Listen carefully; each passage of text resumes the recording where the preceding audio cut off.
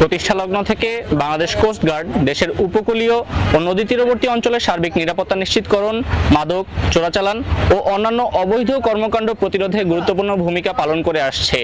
বিশেষ করে সীমান্তবর্তী উপকূলীয় এলাকায় চোরাচালান ও মাদক পাচার রোধে নিয়মিত টহল, গোয়েন্দা নজরদারি ও সাঁড়াশি অভিযান পরিচালনা করা হচ্ছে। বৈশ্বিক জ্বালানি সংকটকে কেন্দ্র করে যাতে কতিপয় অসাধু ব্যবসায়ী জ্বালানি তেলের কৃত্রিম সংকট সৃষ্টি বা অবৈধ মজুদ করতে না পারে, সে লক্ষ্যে বাংলাদেশ কোস্ট গার্ড নিরলসভাবে কাজ করে যাচ্ছে।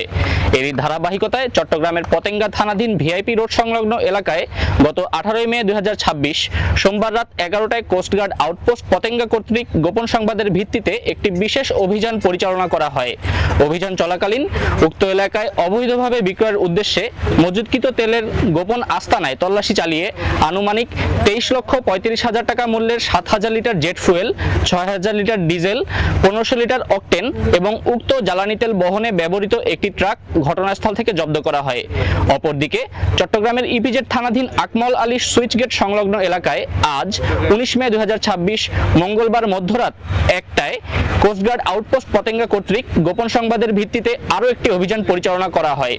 অভিযান চলাকালীন উক্ত ঘাট সংলগ্ন এলাকায় তল্লাশি চালিয়ে বাজারজাতকরণের উদ্দেশ্যে জাহাজ থেকে অবৈধভাবে খালাসকৃত প্রায় 9 লক্ষ টাকা মূল্যের 5,000 লিটার ভোজ্য তেল, সয়াবিন জব্দ করা হয়। দুটি অভিযানেই আভিযানিক দলের উপস্থিতি টের পেয়ে চোরাকারবারীরা পালিয়ে যাওয়ায় কাউকে আটক করা সম্ভব হয়নি। জ্বালানি ও ভোজ্য তেল চোরাকারবারির সাথে সংশ্লিষ্ট মূল হোতাদের আটকে গোয়েন্দা তৎপরতা বৃদ্ধি করা হয়েছে এবং প্রয়োজনে অন্যান্য আইন শৃঙ্খলা বাহিনীর সাথে সমন্বিত অভিযান পরিচালনা করা হবে। জব্দকৃত জ্বালানি ও ভোজ্য তেল এবং ট্রাকের পরবর্তী আইনানুগ ব্যবস্থা গ্রহণের কার্যক্রম প্রক্রিয়াধীন রয়েছে। চোরাকারবারি রোধে কোস্টগার্ড ভবিষ্যতেও এ ধরনের অভিযান অব্যাহত রাখবে।